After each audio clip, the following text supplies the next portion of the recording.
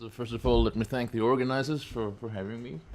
These are exciting times for trade economists. So we're back in business. 5 or 6 years ago, it looked as if we would, work about, micro level data on firms, understand what firms are doing and globalizing markets. But trade policy issues are back big time. So that is a good side. Of course, I'd rather not talk about Brexit and about all these other things that are looming large. Talked about Donald Trump and his trade agenda. But well, here we are. Now, I was asked to say something about the European perspective, and I'll try to do so. And I'll start from the very large picture, and then go down and end up with a German perspective, and then maybe also with my own perspective and my institute's perspective. So Europe has a very ambitious trade policy agenda. We've heard they have 32 agreements already with many countries, and there is a lot of stuff being negotiated right now. So the biggest agreement that could actually be signed this year is the one with Japan. Shinzo Abe comes to Germany in a couple of days to open the CeBIT Hanover Trade Fair. Maybe we'll hear some breakthrough there, but that's one. There are many others that are being negotiated. The GSP system that Jim has referred to is going to be replaced, at least partly, with economic partnership agreements that still satisfy the special and differential treatment idea of non-reciprocity, but goes closer to being normal trade agreements. We will see negotiations with Turkey to deepen the customs union or to solve the problems that exist there. Similarly, there is discussions with Mexico. There's an EU-Mexico trade agreement already in place. It's going to be modernized as well. Mexico has a trade share with the United States that's very big. 81% or so of their exports go to the United States. Given the recent developments, I think it's very clear that they're eager to go forward with the EU. There's discussions with India that have been difficult for the last years, but who knows what's going on there. Indonesia, Australia, New Zealand, and so on and so forth. So it's a large agenda. And of course, what's happening there will have very direct effects on the UK's trade agenda. So the UK has been indirectly through the Commission in negotiations with India for many years, or with Mercosur in South America for many years. So what has been conceded there or discussed there is hard to take off the table again. The EU has a trade strategy, or something they call it trade strategy. So it was the Global Europe Strategy from 2006. It has partly been superseded now with a Trade for All strategy that it has been, in a sense, reframed given the discussions about TTIP.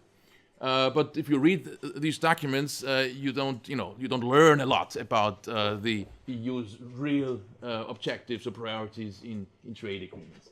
I would say the water? Glass. Sorry. So I think the lesson that we have to learn from what we have seen with the TTIP negotiations or the CETA ratification process is that the EU doesn't actually know itself what its priorities are. So if you ask for the EU trade policy priorities, I'm afraid they are very hard to identify. We have 27 EU members with partly very different priorities, very different levels of development. When you go from Bulgaria to Luxembourg, there's an enormous amount of heterogeneity. The traditions towards free markets, interventions of state, the role of the government relative to the economy are very different, and so I think Europe has become increasingly a difficult negotiation partner over the last years, and the CETA ratification process shows how that can go with now trade agreements declared mixed trade agreements, meaning that 27 EU member state parliaments have de facto veto rights over those agreements, and there are even some provincial parliaments that are involved in the process as well. You've all heard about the Wallonia holdup in the CETA ratification process. So that's the situation. It's very complicated, and the EU is itself in a process of redefining what it stands for, and that, the Brexit phenomenon is part of this phenomenon, and it's very hard to see where this is leading to. Just a couple of days ago, we had the French, the German, I think the Italian government present a paper on a Europe of multiple speeds of integration, whatever that should mean. But to the extent that we don't know where the EU is going, it's very hard to say what the EU is standing for in terms of its trade policy priorities. Now, there are certainly two camps when it comes to the Brexit. There is the camp that is maybe represented by people like Barnier, by people in the European Commission, also in the European Parliament, in some member states who would pursue, let's say, a tough Brexit, a Brexit that makes sure that the UK economy looks worse after Brexit than before, to make the case clear that for other would-be exiteers from the EU, it's a good idea. It's a bad idea to do so. And there are movements, as you know, in many other countries, and many other member states of the EU, where arguments that have led to Brexit in Britain are also gaining political importance. That's true in Denmark, for example, in Sweden, in the Czech Republic, in France, of course. Yes. To make the case that exiting is costly could mean that the European Commission will make it very hard for Britain to secure a soft deal and an advantageous one. But there's a second camp as well. Maybe the business interests are more represented there. Maybe it's also the more market liberal countries like Germany, some of the Eastern European countries. But there's the migration topic that looms large, of course. But there, I think the idea is more to provide a more conciliatory agreement with the UK. In Germany, it's often heard that if we ask for a very tough solution with the UK, it reduces our own option to issue a threat of our own exit. No, so we will see with Britain out of the EU, we'll see that the majority voting system will be changed quite significantly. So we have this 35% of population blocking minorities so far, and very often Germany, UK, Netherlands, Austria, Luxembourg, often Slovenia, so a couple of smaller countries, but Germany and the UK had a veto over, let's say, less market-friendly policies that often come from the Club Med or from France. That veto right will go with British exit, so Germany's position will be weakened, and that means that Germany will look towards its own exit option with more interest. Not that anyone talks about exiting the EU in Germany, but it's the ultimate threat point. And if we make the EU exit a disaster for Britain, it makes it much less credible for Germany itself to threaten an exit on its own. Now that's theory, but I think, and it's a remote possibility, but I think it's important to understand the position of the German government. There is no official position yet, no, but these two arguments exist: the punishment to avoid further secessions, but and on the one hand side, on the other side, the idea that a credible exit option is important to avoid being exploited by other EU members in a system where decisions are made based on a majority rule, and where you can be where you find yourself in a minority position. Now, going down to the German situation, I think the business community has made it very clear that they will respect what they call a primat der Politik, so a political primacy or so. So they don't like the idea of the Brexit, of course, but similarly to the EU's policies with Russia, where they have adopted something very similar, they say, we don't like what's happening, but we give priority to the political imperatives rather to the business imperatives. Now, how much of that is just words, I'm not sure, but it is a fact that the big business lobbyists, the big interest groups in Germany have not said very much about Brexit yet. They've not come forward with any proposal, for example, like the German Federation of Industry, the BDI, or other bodies. Now, I think what people do understand in Europe is that the Brexit is Brexit. I think Theresa May has made this very clear. There are people like myself who thought that Brexit could be avoided maybe at the end of the day, but that doesn't. I think people are less and less believing that this is an option. Now, if Brexit happens, what will it be? It will be probably exiting the customs union. I don't see how that can be avoided. I mean, it's true there's no good economic case for that, but on the other hand, if you want to be in the customs union, but you have no political representation, this is going to be very, very difficult. And we have an example of a country which is in the customs union, but not in the European Union, which is Turkey, and they are utterly unhappy with this arrangement. It's inherently asymmetric. Whenever the EU negotiates with a third country, that external member in the customs union has to mimic what the EU is doing, and often the third country is not willing to enter in these negotiations. TTIP is just a case to show that.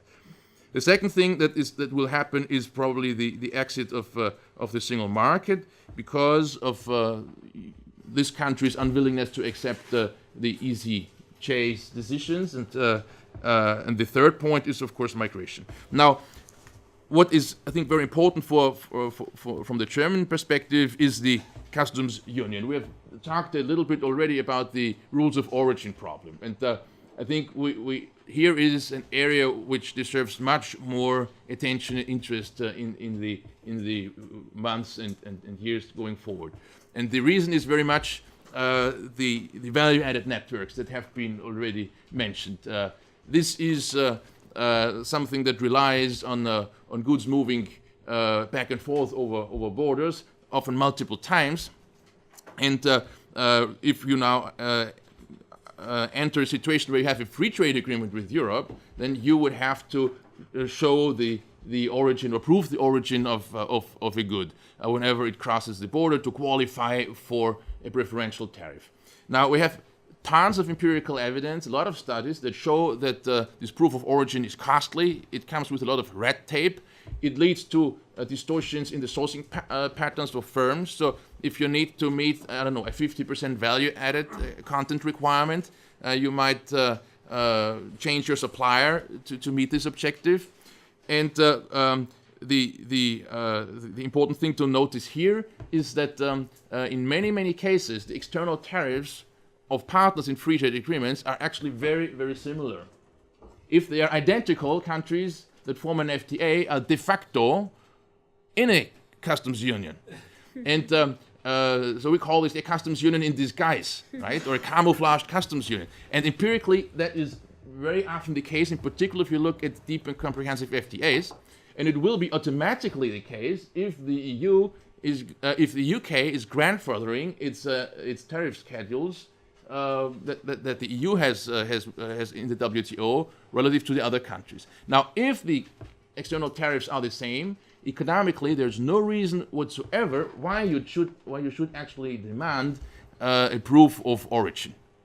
And so I think that's something that I'd like to push in this discussion, that we could maybe do without this proof of origin to the extent that the external tariffs are the same. And of course, then later, as maybe the UK is negotiating different agreements, there will be differences in the external tariffs.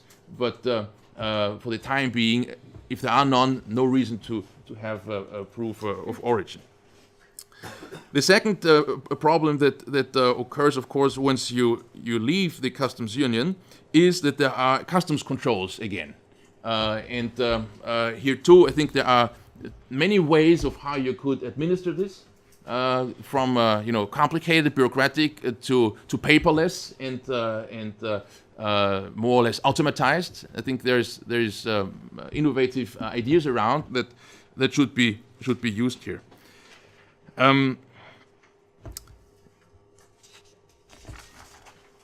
Now, when it comes to other areas that are not, covering tariffs, but rather anti-Bs or services, I think, of course, there is the financial services area where, much that I hear from the European Parliament, for example, or from the European Commission, it doesn't sound very good. So there is a lot of positioning going on where countries try to secure parts and pieces of the business that's going to leave the UK. So many cities are already drawing up incentive plans to make business move to Europe. It will also be part of the threat point of the European Commission, not to do more or to do what they can to lure business from the city to Frankfurt, Milan, Amsterdam, Dublin, Frankfurt. The same is true for the automotive industry. So there too, Japanese car manufacturers could be incentivized to move into Europe, and Europe will certainly try to put something together to make this more likely. One issue that I think is worth mentioning is investment policy. Now, investment chapters are part of EU trade agreements since the Lisbon Treaty, so since 2009. Highly controversial. And the question is whether something like that can be negotiated in the Brexit agreement. But I think there must be something like that to protect both British interests in Europe and European interests in the UK. How to make that go down with the public who doesn't like this is a very big issue. It could be at the end that such a deal doesn't go through the parliaments or even not go through the European Parliament. Finally, I think because the EU public is actually relatively hostile right now against free trade agreements of all sorts. The CETA agreement has a hard time. It's not easy to see how a deep and comprehensive trade agreement with the UK can be done smoothly by technocrats in Brussels without involving big public debates about very fundamental things. And so it can become very toxic. It will be a mixed agreement with all these ratification issues coming along. And I think there are two things that are important for Britain. One is that that even if there is no economic case to bring to really bundle together the four liberties, we can very well imagine that we have a trade agreement that involves goods, services, capital, but has restrictions in worker mobility. That's the case with the Canada agreement or Korea agreement, so that would be possible. However, if you want to get the deal through, one veto power is enough, be it Poland or Slovakia or one of the Baltic republics. So that makes even the migration issue, even if Germany, for example, would be relaxed and may even have very similar policy objectives in this area. In Germany too, there is a lot of discussion how to make sure that there's no welfare shopping and these sort of things. But given how the EU operates right now, it will be very, very difficult, I think, for the UK to limit the free mobility of workers. The danger is that a single country will use a veto. And the other area, which is very sensitive, is systems competition. And I think there too, when Theresa May said that the UK will have to look for a different business model, that went down very badly in many European capitals, in particular in Berlin, with people like Wolfgang Schäuble, who doesn't like the idea of tax competition and of competition in standards, for example, in financial regulation. And I think if the UK is moving there, could very easily be understood as an aggressive, non-cooperative move that fires back in the negotiations of whatever it is, a transition agreement or some final settlement. And I'll leave it there. Thanks for your attention.